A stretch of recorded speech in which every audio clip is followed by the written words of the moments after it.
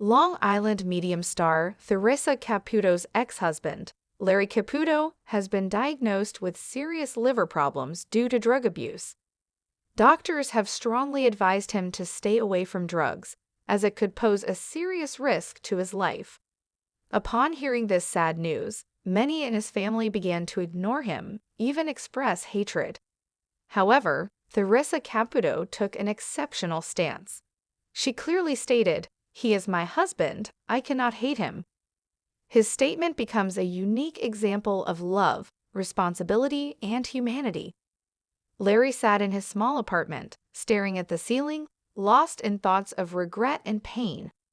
The news of his deteriorating liver had hit him harder than he had expected.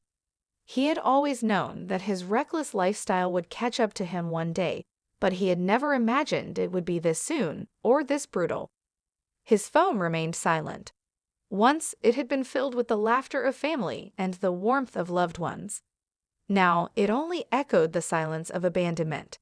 His children had stopped calling, his friends had drifted away, and even his siblings had expressed their disappointment. They saw him as the architect of his own misery, someone not worth their time or sympathy. But Theresa was different. Despite their divorce, despite the years of separation, she had never completely let go. When she heard the news, she did not hesitate. She drove to his apartment and knocked on the door. "Larry, it's me. Open up." He hesitated, ashamed of how far he had fallen. But he knew Theresa. She was not one to turn her back when someone needed her. He slowly opened the door, his eyes weary and filled with unshed tears. "What are you doing here, Theresa?" he asked, his voice barely above a whisper. She stepped inside, her gaze unwavering. "You're sick, Larry, and you're alone. I couldn't just sit back and do nothing." He scoffed, looking away. "Everyone else did. Why should you be any different?" Theresa placed a gentle hand on his shoulder. "Because love doesn't vanish just because life changes. You are my husband, and you still matter to me." Larry felt his defenses crack. He had expected anger, resentment, maybe even pity, but not this. Not the unwavering kindness of a woman who had every reason to walk away. For the first time in a long while, he allowed himself to believe that maybe, just maybe, he wasn't entirely alone. And sometimes that was enough to begin again. However, Lisa had never believed in mediums. To her, the idea of someone talking to the dead was nothing more than a well-crafted illusion. But after losing her mother unexpectedly, desperation led her to book a reading with Theresa Caputo, the famous Long Island medium. As Lisa sat nervously in Theresa's cozy reading room, decorated with candles and angel figurines, Theresa closed her eyes and took a deep breath. "Okay, honey, I need to tell you something. There's a woman here. She's very protective of you. She's showing me a locket. Does that make sense?" Lisa gasped. Her mother had given her a locket when she was a child, one she still wore around her neck. She clutched it instinctively. "Yes, my mom gave me this." Theresa smiled knowingly. She said she's sorry for leaving so suddenly. She wants you to stop blaming yourself for not being there when it happened. Tears welled up in Lisa's eyes. She had been at work when her mother had suffered a fatal heart attack. The guilt had consumed her ever since. "She's also mentioning a recipe book," Theresa continued. "Something about cookies." Lisa let out a shaky breath. Her mother's handwritten recipe book had been missing since her passing. She had searched everywhere but never found it. "She's laughing," Theresa said. "She says, check the old bread box." Lisa's eyes widened. The antique bread box in the kitchen. It had been in their family for years, and she had never thought to look inside. Theresa opened her eyes and placed a hand over Lisa's.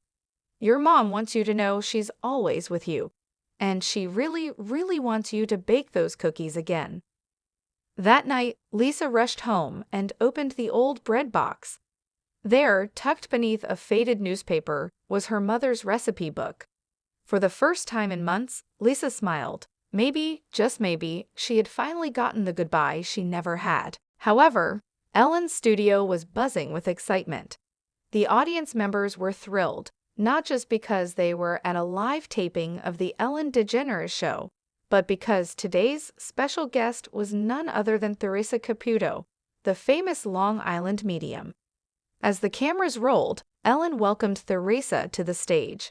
Dressed in her signature high heels and bold blonde hair, Theresa smiled warmly at the crowd.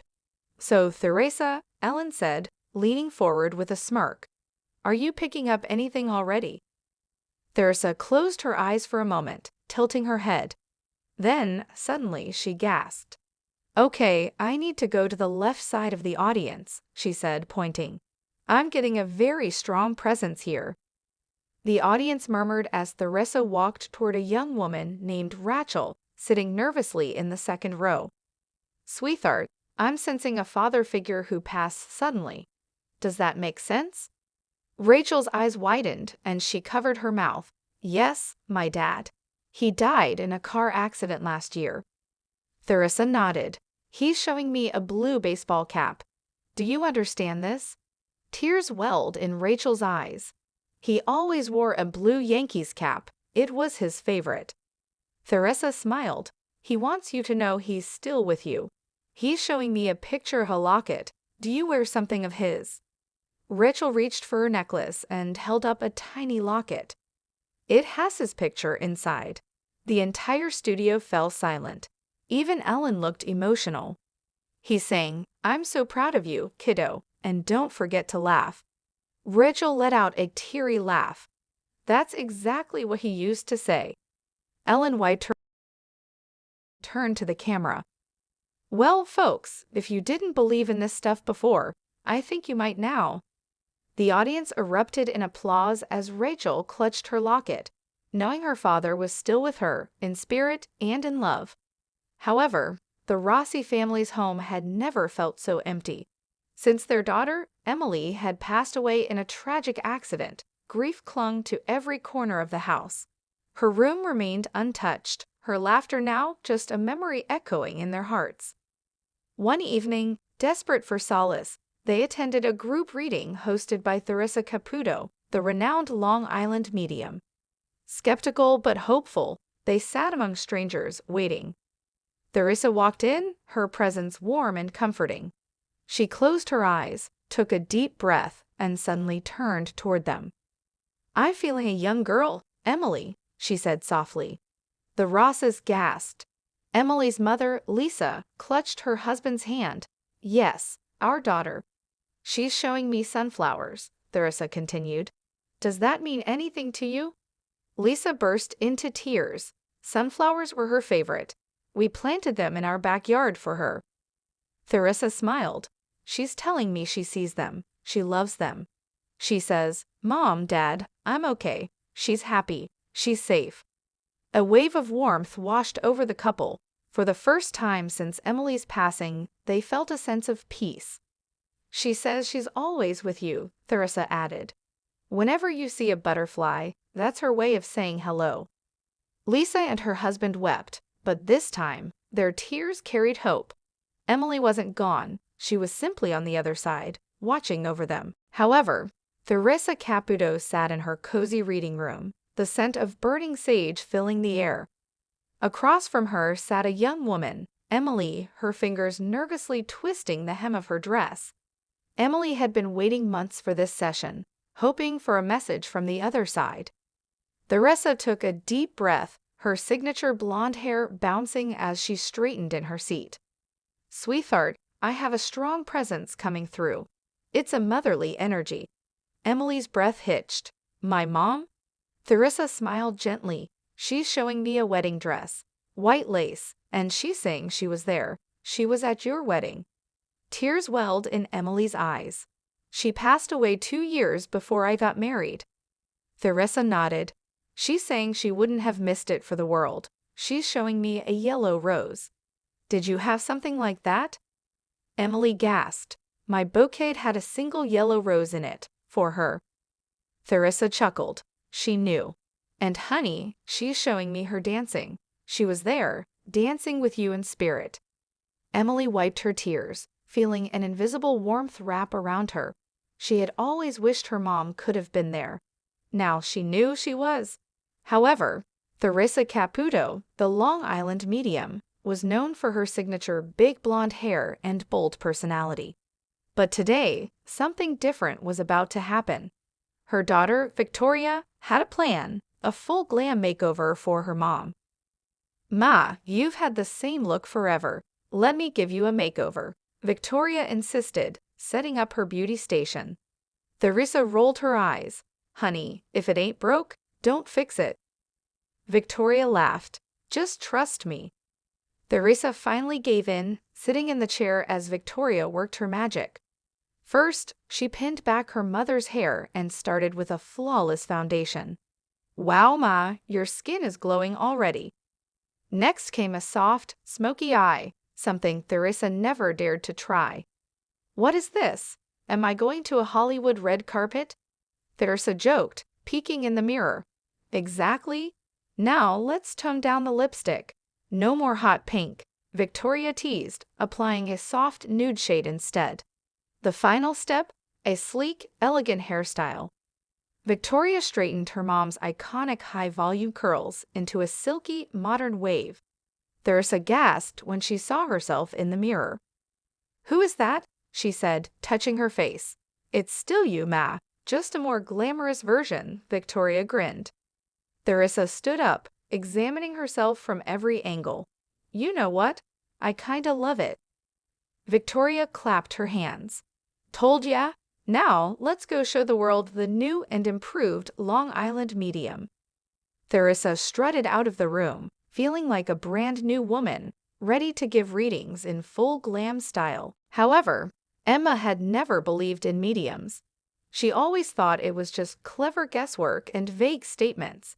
But when her best friend, Lily, convinced her to attend a live reading by Theresa Caputo, the famous Long Island medium, she agreed, mostly to prove her wrong. The auditorium was packed. People clutched tissues, their eyes filled with hope and sorrow. Theresa stepped onto the stage, her signature blonde hair high, her nails sparkling under the lights. She closed her eyes for a moment and then spoke. "I'm feeling a strong presence. A young man, gone too soon. He's showing me a motorcycle accident. Does this make sense to anyone?" Emma's heart skipped a beat. Her brother Jake had died in a motorcycle crash 2 years ago. Her breath hitched as she watched a woman in the front row raise her hand. Emma exhaled. "Of course, it's someone else." Theresa nodded, speaking to the woman. But then, mid-sentence, she stopped. Her head snapped toward Emma. "Wait, no, he's coming to me stronger now. He's saying, 'I'm here.'" Emma's blood ran cold. Only Jake called her Em. She shook her head, unable to speak. "He wants you to know it wasn't your fault. He says you keep blaming yourself for that night. You weren't supposed to go with him. It was his choice." Tears burned Emma's eyes. The guilt had eaten away at her since the accident. She was supposed to be on the bike that night, but she had backed out at the last minute. She had always wondered if it should have been her instead. Theresa's voice softened. He said, "I need you to be too.